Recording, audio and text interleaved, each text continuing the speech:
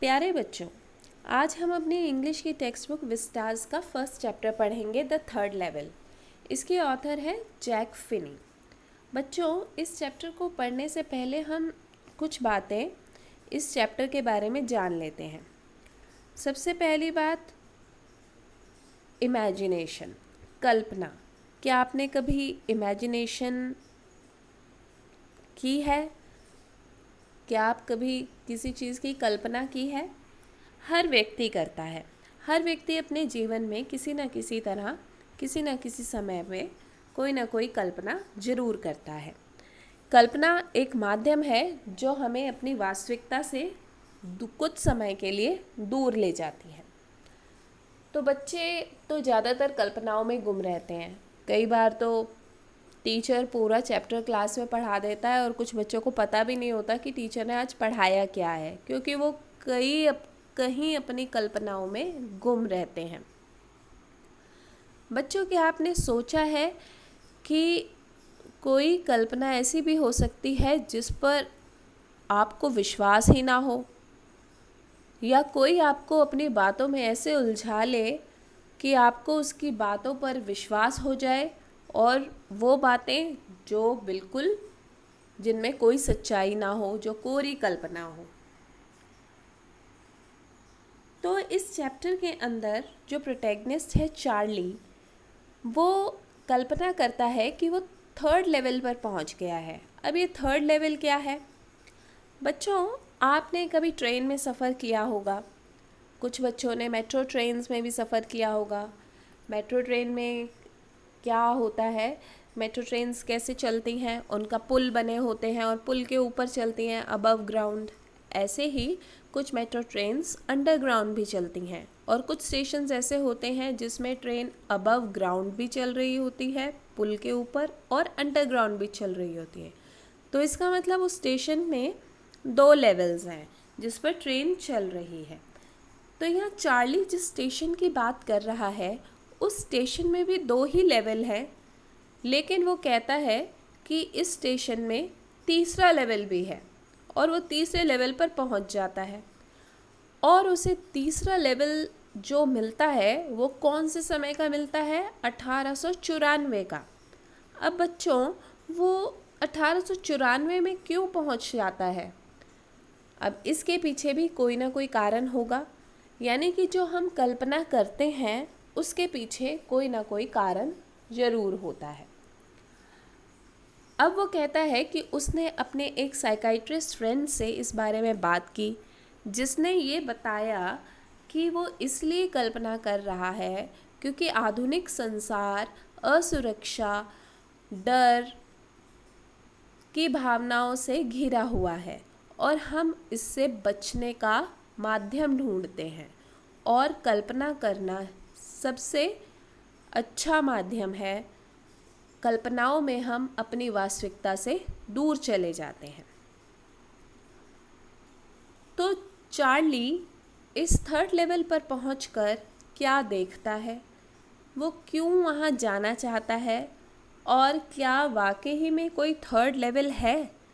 तो let's start reading this chapter and find it out.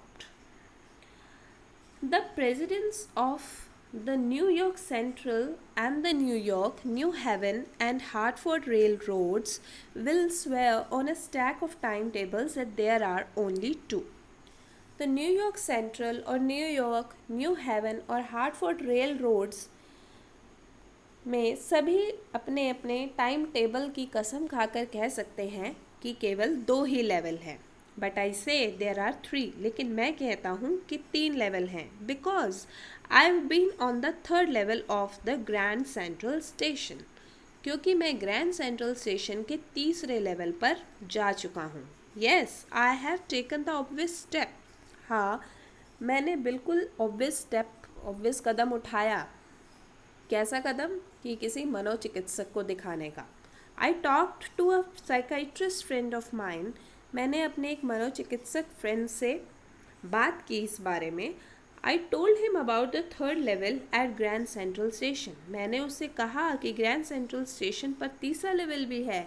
And he said it was a waking dream wish fulfilment, और उसने कहा ये जागते हुए किसी सपने के पूरा होने के जैसा है। He said I was unhappy. उसने कहा कि मैं उदास हूँ। That made my wife kind of mad. ये सुनकर मेरी पत्नी तो जैसे पागल हो गई। But he explained that, लेकिन उसने अपनी बात को समझाते हुए कहा, He meant the modern world is full of insecurity, fear, war, worry and all the rest of it. उसने समझाया कि आधुनिक संसार असुरक्षा, डर, युद्ध, परेशानी और इस तरह की भावनाओं से भरा हुआ है, and that I just want to escape, और मैं इन सब चीज़ों से बचना चाह रहा था, बचने का माध्यम ढूंढ रहा था। वेल हु डजंट, हाँ कौन नहीं चाहेगा। Everybody I know wants to escape, हर कोई इन सब चीज़ों से बचना चाहता है। But they don't wander down into any third level at Grand Central station, लेकिन वो सब के सब ग्रैंड सेंट्रल स्टेशन के तीसरे लेवल पर तो नहीं पहुंच जाते। But that's the reason, he said, and my friends all agreed. लेकिन उसने कहा कि ये कारण है, यही कारण है, और मेरे बाकी मित्र भी उसकी बात से सहमत हो गए। Everything points to it, हर चीज़ इसकी तरफ इशारा करती है। They claimed, उन्होंने कहा, my stamp collecting, for example. बच्चों स्टैम्प कलेक्टिंग का शौक था चार्ली को। स्टैम्प कलेक्टिंग क्या होता है? टिकट इकट्ठे करना, डाक टिकट इकट्ठे करना, ये उसकी हॉबी है।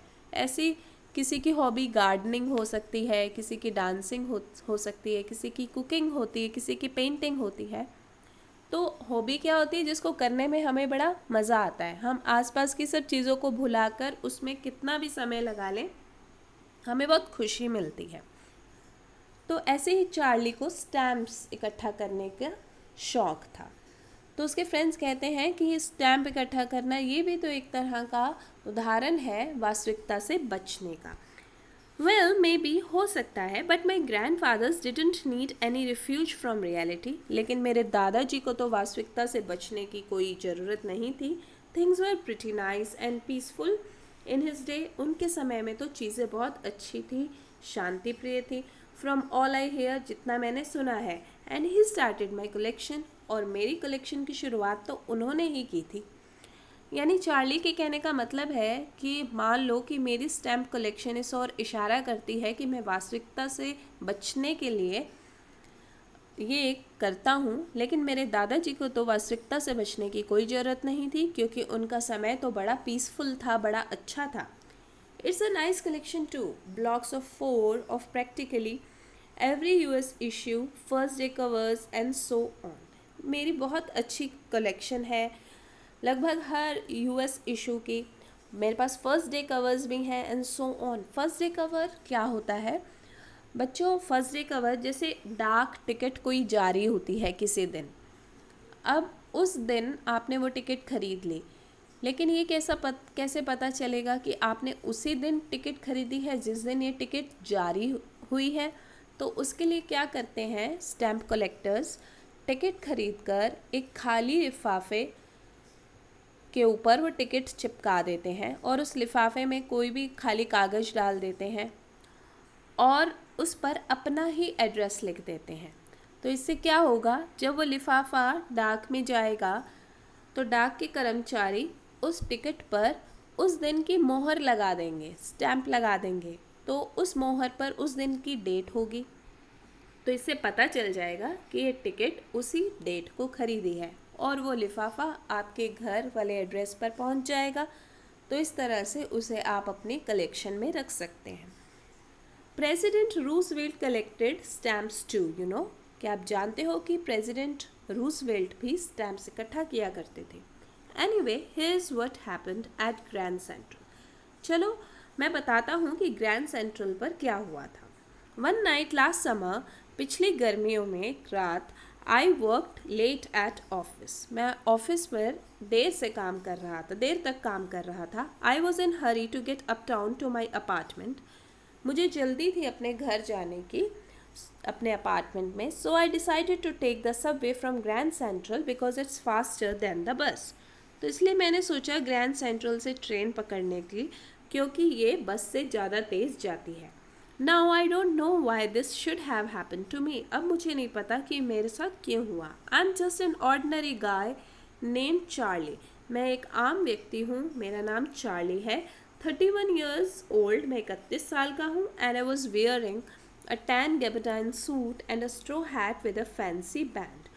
और मैंने टैन गैबरडाइन का सूट पहना हुआ था और एक हैट पहना हुआ था, स्ट्रॉ का बना हुआ, तिनकों का बना हुआ, जिसके ऊपर एक फैंसी बैंड था। यानी कि उसने उस समय के अनुसार उस फैशन, उन दिनों के फैशन के कपड़े पहने हुए थे। I pass a dozen men who look just like me. मैं दर्जनों आदमियों के बीच में से गुजरा जो बिल्कुल मेरे जैसे दिखाई देते थे, यानी कि मेरे जैसे कपड़े पहने हुए थे, यानी कि उस समय के फैशन के अनुसार कपड़े पहने हुए थे। And I wasn't trying to escape from anything. मैं किसी चीज़ से भी बचने की कोशिश नहीं कर रहा था। I just wanted to get home to Louisa my wife. मैं बस अपनी पत्नी ल्यूसा के पास जाना चाहता था। I turned into Grand Central from Vanderbilt Avenue and went down the steps to the first level.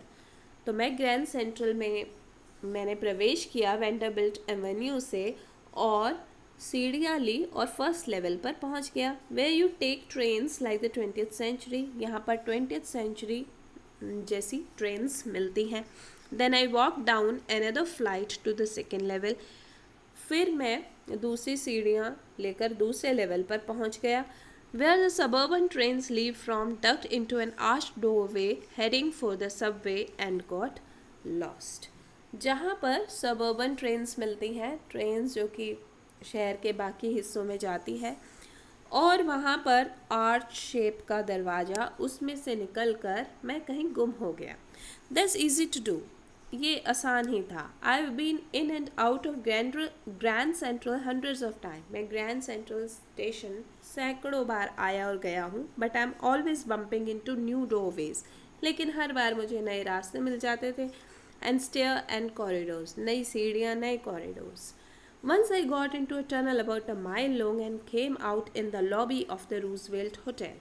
एक बार तो मुझे ऐसी टनल मिल गई, सुरंग मिल गई, जो कि 1 मील तक लंबी थी, और मैं रूजवेल्ट होटल में निकला।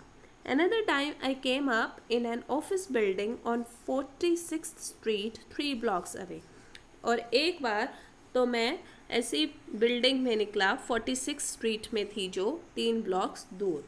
Sometimes I think Grand Central is growing like a tree, pushing out new corridors and staircases like roots. कई बार तो मुझे लगता है कि ग्रैंड सेंट्रल एक पेड़ की तरह बढ़ रहा है, जिसकी नई नई दरवाजे और नई नई सीढ़ियाँ जैसे कि जड़ें निकल रही हैं, उस प्रकार ग्रैंड सेंट्रल स्टेशन भी बढ़ रहा है। There is probably a long tunnel that nobody knows about, feeling its way under the city right now on its way to Times Square. तो चार्ली कहता है कि क्या पता कोई ऐसी सुरंग भी हो जो सीधा टाइम्स स्क्वायर पर जाकर खुलती हो। And maybe another to Central Park. हो सकता है कोई एक और सुरंग हो जो सेंट्रल पार्क में जाके खुलती हो। And maybe because for so many people through the years Grand Central has been an exit, a way of escape. Maybe that's how the tunnel I got into. और हो सकता है क्योंकि बहुत सालों से ग्रैंड सेंट्रल बहुत लोगों के लिए एक एग्जिट, बाहर जाने का रास्ता रहा है, जैसे कि एक बचने का रास्ता, तो हो सकता है इसी वजह से मैं टनल्स में चला जाता हूँ। But I never told my psychiatrist friend about that idea. लेकिन मैंने अपने मनोचिकित्सक फ्रेंड को इस बारे में नहीं बताया था। The corridor I was in began angling left. जिस कॉरिडोर में मैं प्रवेश कर चुका था वो लेफ़्ट की तरफ मुड़ रहा था, एंड स्लैंटिंग डाउनवर्ड, और थोड़ा नीचे की ओर जा रहा था। And I thought that was wrong. मुझे लग रहा था कि मैं गलत जा रहा हूँ। But I kept on walking, लेकिन मैं चलता रहा। All I could hear was the empty sound of my own footsteps. मुझे केवल अपने ही पैरों की आवाज़ें सुनाई दे रही थी। And I didn't pass a soul, और कोई भी व्यक्ति मेरे आसपास से नहीं गुजरा। Then I heard that sort of hollow roar ahead that means open space and people talking. तभी मुझे बाहर की तरफ से कुछ आवाज़ें सुनाई देने लगी, जिससे मुझे लगा कि आगे जाकर खुला स्थान है और लोग वहाँ बात कर रहे हैं। The tunnel turned sharp left. सुरंग बिल्कुल लेफ्ट की तरफ मुड़ गई. I went down a short flight of stairs and came out on the third level at Grand Central Station. मैंने कुछ सीढ़ियाँ ली, थोड़ी सी सीढ़ियाँ, और बाहर निकला ग्रैंड सेंट्रल स्टेशन के तीसरे लेवल पर. For just a moment I thought I was back on the second level. कुछ पल के लिए तो मुझे लगा कि मैं सेकेंड लेवल पर पहुंच गया हूँ. But I saw the room was smaller. लेकिन वहाँ पर जो कमरे थे वो छोटे थे. There were fewer ticket windows and train gates. वहाँ पर टिकट की खिड़कियाँ, टिकट ले जहाँ से टिकट लेते हैं वो खिड़कियाँ काफ़ी कम थी और ट्रेन गेट्स भी कम थे. And the information booth in the centre was would and old looking. और जो इन्फॉर्मेशन बूथ था जहाँ पर सूचना प्राप्त होती है वो जगह वो लकड़ी की बनी हुई थी और पुराने ज़माने की लग रही थी. And the man in the booth wore a green eye shade and long black sleeve protectors. और जो व्यक्ति उस बूथ में बैठा हुआ था उसने हरे रंग का चश्मा लगाया हुआ था और लंबी बाजुओं वाले प्रोटेक्टर्स पहने हुए थे. The lights were dim and sort of flickering. रोशनी बहुत ही मध्यम थी और हिल रही थी. Then I saw why. तब मैंने देखा कि ये रोशनी हिल क्यों रही थी. They were open flame gas lights. वो गैस लाइट्स थी ओपन फ्लेम, जिनमें से जैसे दिए की बाती जलती है, रोशनी होती है, फ्लेम होती है, ज्वाला होती है, तो ऐसी गैस लाइट्स उस समय में थी. There were brass spittoons on the floor. तो फर्श पर ब्रास के बने हुए स्पिटून्स थे, धूपदान थे. And across the station a glint of light caught my eye. और उस स्टेशन पर एक चमक ने मेरा ध्यान खींचा. A man was pulling a gold watch from his vest pocket. एक व्यक्ति ने अपनी पॉकेट से गोल्ड वॉच निकाली. He snapped open the cover. उसने उसका ढक्कन हटाया. Glanced at his watch. अपनी घड़ी को देखा and frowned. और उसने थोड़ी त्योरियाँ चढ़ाई. तो यानी कि इस व्यक्ति के पास वो कलाई घड़ी नहीं थी जो हम रिस्ट में बांधते हैं, उसके पास वो पॉकेट वाली घड़ी थी जो पुराने समय में हुआ करती थी. He wore a derby hat, a black 4-button suit with tiny lapels, and he had a big black handlebar mustache. उसने एक डर्बी हैट पहना हुआ था, काले रंग का 4 बटन वाला सूट पहना हुआ था जिसके छोटे छोटे लेपल्स थे और उसकी बड़ी काली हैंडल बार जैसी मूछें थी. Then I looked around and saw that everyone in the station was dressed like 1890 something. तब मैंने अपने चारों ओर नज़र दौड़ाई और देखा कि हर कोई वहाँ पर 1890 के समय में पहने जाने वाले कपड़े पहने हुए था. I never saw so many beards, sideburns and fancy mustaches in my life. मैंने कभी अपने जीवन में इतनी दाढ़ियाँ, sideburns और तरह तरह की मूछें नहीं देखी थी. A woman walked in through the train gate. एक औरत ट्रेन गेट से अंदर की तरफ आई. She wore a dress with leg of mutton sleeves and skirts to the top of her high button shoes. तो उसने भी स्कर्ट पहनी हुई थी, मटन स्लीव्स वाली ड्रेस पहनी हुई थी और उसके शूज़ काफ़ी ऊंचे थे, बटन वाले शूज़ थे. तो यहाँ वो ये बताना चाह रहा है कि वहाँ पर जो लोग थे, आदमी या औरतें, उनका जो फैशन था वो उस समय का था जो 1890 में हुआ करता था. Back of her, out on the tracks, I caught a glimpse of a locomotive, a very small courier and eaves locomotive with a funnel-shaped stack, and then I knew. और फिर उसके पीछे मैंने देखा, मेरी नज़र पड़ी उस लोकोमोटिव पर, इंजन पर, कुरियर एंड ईव्स का इंजन, जिसकी चिमनी जैसी एक फनल जिसके ऊपर लगी हुई थी. यानी कि ये इंजन भी पुराने समय का था. तो उसको यकीन सा हो गया. टू मेक श्योर, और यकीन करने के लिए, अपनी बात को पक्का करने के लिए, I walked over to a newsboy. मैं एक अखबार बेचने वाले के पास गया and glanced at the stack of papers. और उसके पास पड़े हुए पेपर्स पर मैंने नज़र डाली. एट हिज फीट, जो कि उसके पैरों पर थे. It was the World. कौन सा अखबार था? The World. And the World has it been published for years. और चार्ली को ये बात पता थी कि तो वर्ल्ड छपना काफ़ी सालों से बंद हो गया है. The lead story said something about president Cleveland, और जो उसमें मुख्य समाचार था वो राष्ट्रपति क्लीवलैंड के बारे में था. I found that front page since in the public library files. तो चार्ली ने ये पेज पब्लिक लाइब्रेरी फाइल्स में भी देखा था. एंड इट वॉज प्रिंटेड जून 11, 1894, और इस पर क्या डेट थी? 11 जून 1894.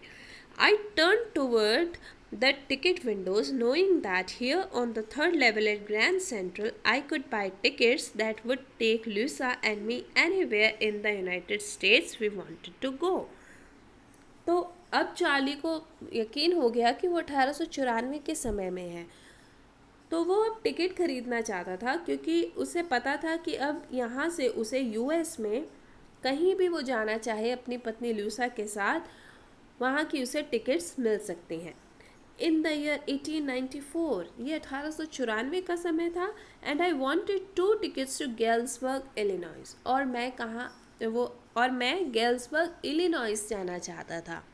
गेल्सबर्ग वही जगह जहाँ पर उसके दादाजी रहा करते थे. Have you ever been there? तो चार्ली पूछ रहा है, क्या आप वहाँ कभी गए हैं? It's a wonderful town still.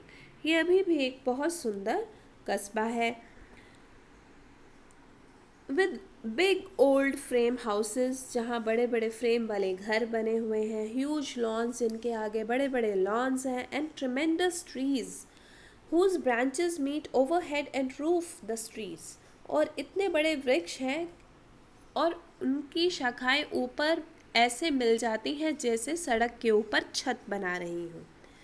And in 1894 summer evenings were twice as long and people sat out on their lawns. 1894 में भी जो गर्मियाँ हैं वो दुगनी बड़ी होती थी. पता है आपको कि गर्मियों में तो दिन लंबे ही होते हैं. तो लोग बाहर लॉन्स में बैठ जाते थे. द men smoking cigars, आदमी सिगार पीते थे. एंड टॉकिंग क्वाइटली, और आराम से बातें करते थे.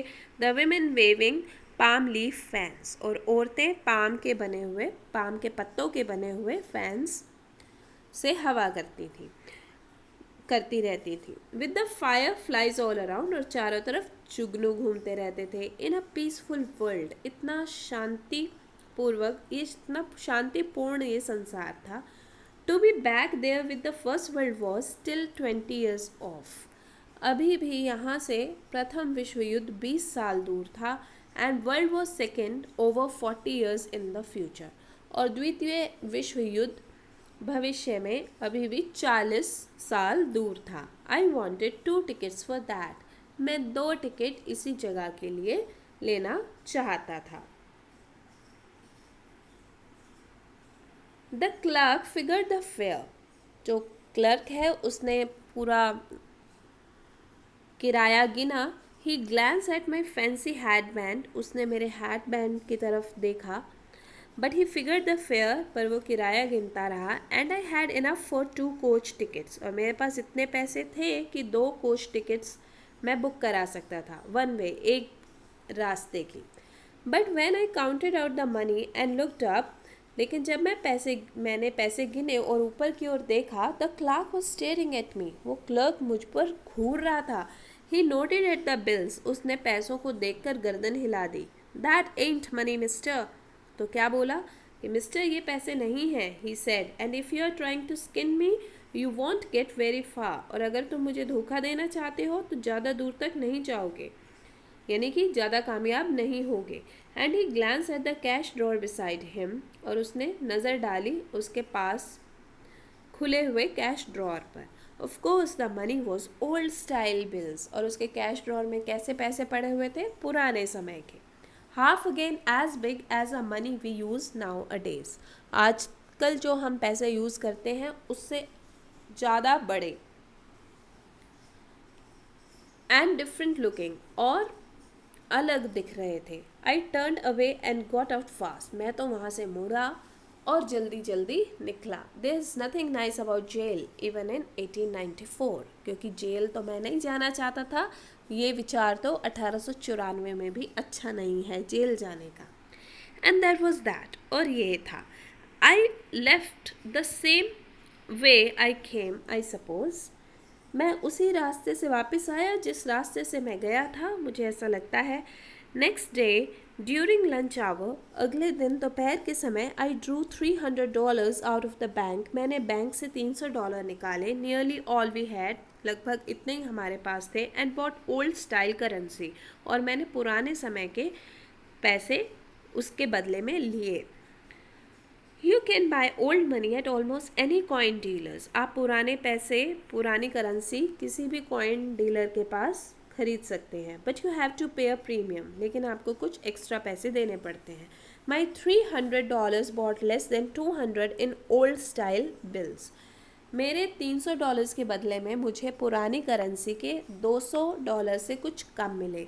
बट आई डिडंट केयर, लेकिन मुझे कोई परवाह नहीं थी। Eggs were 13 cents a dozen in 1894, 1894 में अंडे 12 दर्जन केवल 13 सेंट्स के ही मिलते थे। But I have never again found the corridor that leads to the third level at Grand Central station, लेकिन मुझे दोबारा कभी वो लेवल नहीं मिला, थर्ड लेवल नहीं मिला, वो रास्ता नहीं मिला जो कि मुझे थर्ड लेवल ले जाए। Although I have tried often enough, अक्सर मैंने इसके लिए कोशिश की। Luisa was pretty worried when I told her all this. Luisa बड़ी परेशान हुई जब मैंने उसे ये सब बताया, and didn't want me to look for the third level anymore. लेकिन और वो नहीं चाहती थी कि मैं थर्ड लेवल को दोबारा ढूंढूं। And after a while I stopped. और कुछ समय बाद मैंने भी उसको ढूंढना बंद कर दिया। I went back to my stamps, मैं अपने स्टैम्प कलेक्शन ही करता रहा। But now we are both looking every weekend, लेकिन अब हम दोनों ही ढूंढ रहे हैं थर्ड लेवल को हर सप्ताह के अंत में। Because now we have prove that the third level is still there, क्योंकि अब हमारे पास सबूत है कि थर्ड लेवल अभी भी है। My friend Sam Weiner disappeared, मेरा मित्र सैम वीनर गायब हो गया। नोबडी न्यू वेयर, किसी को नहीं मालूम कहाँ। But I sort of suspected because Sam is a city boy and I use to tell him about Galesburg. I went to school there and he always said he like the sound of the place. लेकिन मुझे लगता है, मुझे शक है कि Sam, क्योंकि एक शहर का लड़का था और मैं अक्सर उसे गेल्सबर्ग के बारे में बताता रहता था, मेरे स्कूल वहीं से हुआ है, और वो हमेशा ये बोलता था कि मुझे ये बात उस जगह के बारे में सुनना अच्छा लगता है। And that's where he is, और वो वहीं है। ऑल राइट, इन 1894, 1894 में। बिकॉज वन नाइट, क्योंकि एक रात, fussing with my stamp collection, जब मैं अपनी स्टैम्प कलेक्शन में बिजी था, I found, well, do you know what a first day cover is, आपको पता है फर्स्ट डे कवर क्या होता है? वैसे मैंने आपको एक्सप्लेन कर दिया, लेकिन आगे इसमें लिखा है तो पढ़ते हैं। When a new stamp is issued, जब एक नई डाक टिकट निकलती है, stamp collectors buy some and use them to mail envelopes to themselves on the very first day of sale, और बिक्री के पहले ही दिन स्टैम्प कलेक्टर्स वो टिकट खरीद कर अपने आप को ही लिफाफे में अपने आप को ही वो टिकट्स लिफाफे पर लगाकर मेल कर लेते हैं। And the post mark proves the date, और उस पर लगी हुई मोहर उस दिन की डेट को प्रूव कर देती है। The envelope is called a first day cover, और उस लिफाफे को फर्स्ट डे कवर बोला जाता है। दे आर नेवर ओपन्ड, उन्हें कभी खोला नहीं जाता। You just put blank paper in the envelope, क्योंकि आप उस लिफाफे के अंदर केवल खाली कागज ही डालकर मेल कर देते हो। That night among my oldest first day covers, उस रात मेरे बहुत ही पुराने फर्स्ट डे कवर्स में आई फाउंड, मैंने पाया, one that shouldn't have been there, वो चीज़ जो वहाँ पर नहीं होनी चाहिए। बट देयर इट वॉज, लेकिन वो वहाँ थी। It was there because someone had mailed it to my grandfather at his home in Galesburg, वो इसलिए थी क्योंकि किसी ने उसे मेल किया था मेरे ग्रैंडफादर को गेल्सबर्ग के घर में। That's what the address on the envelope said, जैसे कि उस लिफाफे पर लिखे हुए एड्रेस से पता चलता है। And it had been there since July 1894, और वो वहाँ पर 18 जुलाई 1894 से ही है। The post mark showed that, उस पर लगी हुई मोहर से पता चलता है। Yet I didn't remember it at all, लेकिन मुझे इस बारे में बिल्कुल कुछ भी याद नहीं था। द स्टैम्प वॉज 6 सेंट, उस पर लगी हुई जो टिकट थी वो 6 सेंट की थी, डल ब्राउन, हल्के ब्राउन कलर की, with a picture of President Garfield, जिसके ऊपर प्रेसिडेंट गैरफील्ड की तस्वीर बनी हुई थी। Naturally when the envelope came to granddad in the mail it went right into his collection. और ये बात बिल्कुल क्लियर है, जब भी ग्रैंडडैड को वो मिला होगा वो उनके कलेक्शन में पहुंच गया एंड स्टेड देयर, तब से वो वहीं है। Till I took it out and opened it, और जब मैंने उसको खोला और पढ़ा, the paper inside wasn't blank, उसके अंदर डाला हुआ कागज खाली नहीं था। इट रेड, इसके ऊपर क्या लिखा हुआ था? तो बच्चों ये एड्रेस है 941 विलर्ड स्ट्रीट, गेल्सबर्ग, इलिनॉइस, जुलाई 18, 1894। चार्ली। तो देखिए ये एड्रेस किसको कर रहा है ये लेटर? चार्ली को। I got to wishing that you were right, then I got to believing you were right. मुझे लग रहा था कि तुम ठीक होने चाहिए और मुझे विश्वास हो गया कि तुम ठीक थे। एंड चार्ली इज़ ट्रू, और चार्ली ये बात सच है। I found the third level, मुझे थर्ड लेवल मिल गया है। I have been here 2 weeks, मैं 2 सप्ताह से यहाँ हूँ। एंड राइट नाउ, बिल्कुल यहीं down the street at the dailies someone is playing a piano. अब वो वहाँ का सीन डिस्क्राइब कर रहा है कि कोई यहाँ पियानो बजा रहा है। And they are all out in the front porch singing seeing Nellie home, और सभी अपने बाहर आए हुए हैं, खड़े हैं पोर्च पर और गा रहे हैं seeing Nellie home. And I am invited over for lemonade, और मुझे भी लेमनेड पीने का निमंत्रण आया है। Come on back Charlie and Louisa, Charlie और लुइसा आ जाओ। Keep looking till you find the third level, तब तक ढूंढते रहो जब तक तुम्हें थर्ड लेवल ना मिल जाए। इट्स वर्थ इट, वो इस ढूंढने लायक है। बिलीव मी, मेरी बात पर विश्वास करो। The note is signed Sam, और नीचे किसके हस्ताक्षर थे? सैम के। At the stamp and coin store I got to, I found out that Sam bought $800 worth of old style currency.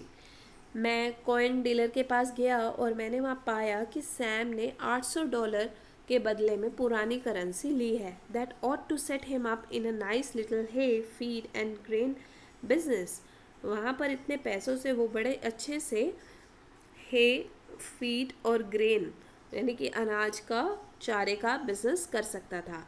He always said that's what he really wished he could do. वो हमेशा ही कहता था कि वो यही सब करना चाहता है। And he certainly can't go back to his old business. और अब इसके बाद तो वो अपने पुराने बिजनेस में नहीं जा सकता था। Not in Galesburg, Illinois, क्योंकि गेल्सबर्ग इलिनॉइस में उसे जाने की ज़रूरत ही नहीं है 1894 में। His old business, आपको पता है उसका पुराना काम क्या है? Why? Sam was my psychiatrist. Sam ही तो मेरा मनोचिकित्सक था। तो बच्चों, अभी तक आपको क्या लगा? आपको ये लग रहा होगा कि वाकई में थर्ड लेवल है और सैम जो उसका फ्रेंड है वो वहाँ पहुँच गया है। तो क्या वाकई में ऐसा है? ऐसा नहीं है, ये सारी की सारी चार्ली की एक कल्पना है। आई होप ये चैप्टर आपको समझ आ गया होगा। इसको अपने आप से पढ़ने की कोशिश कीजिएगा।